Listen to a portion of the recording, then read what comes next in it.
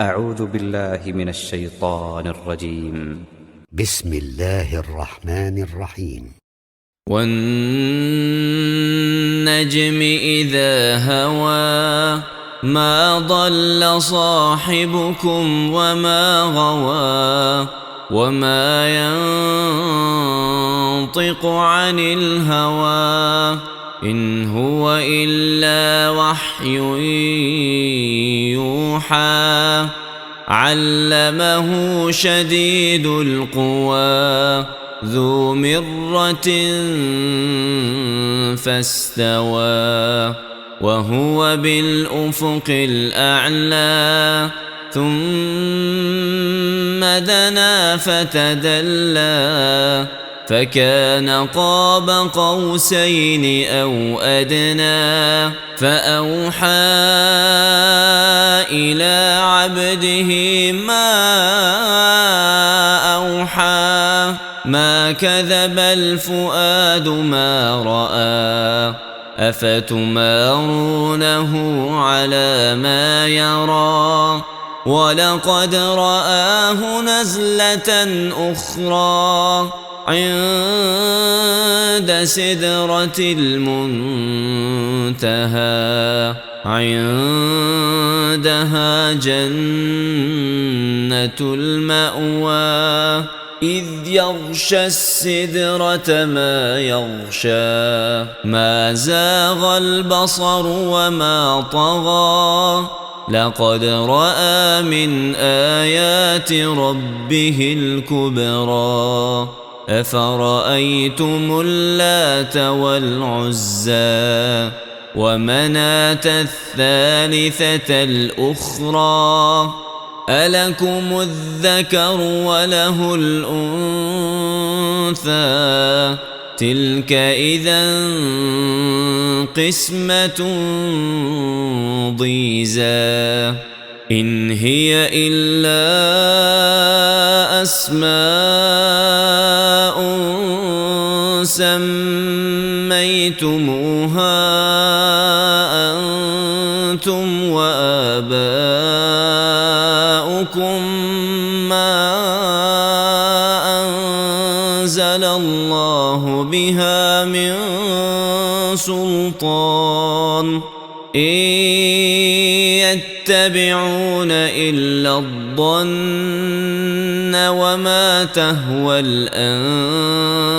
الأنفس ولقد جاءهم من ربهم الهدى أم للإنسان ما تمنى فلله الآخرة والأولى وكم من ملك في السماوات لا تغني شفاعتهم شيئا إلا من بعد أن يأذن الله لمن يشاء ويرضى إن الذين لا يؤمنون بالآخرة ليسمون الملائكة تسمية الأنثى وما لهم به من علم إن يتبعون إلا الظن وإن الظن لا يغني من الحق شيئا فأعرض عن من تولى عن ذكرنا ولم يرد إلا الحياة الدنيا ذلك مبلغهم من العلم إن ربك هو أعلم بمن ضل عن سبيله وهو أعلم بمن اهتدى ولله ما في السماوات وما في الأرض ليجزي الذين أساءوا بما عملوا ويجزي الذين أحسنوا بالحسنى الذين يجتنبون كبائر الإثم والفواحش إلا اللمم إن ربك واسع المغفرة هو أعلم بكم إذ أنشأكم من الأرض وإذ أنتم أجنة في بطون أمهاتكم فلا تزكوا أنفسكم هو أعلم بمن اتقى أفرأيت الذي تولى وأعطى قليلا وأكدى أعنده علم الغيب فهو يرى أم لم ينبأ بما في صحف موسى وإبراهيم الذي وفى ألا تزر وازرة وزر أخرى وأن ليس للإنسان إلا ما سعى وأن سعيه سوف يرى ثم يجزاه الجزاء الأوفى وأن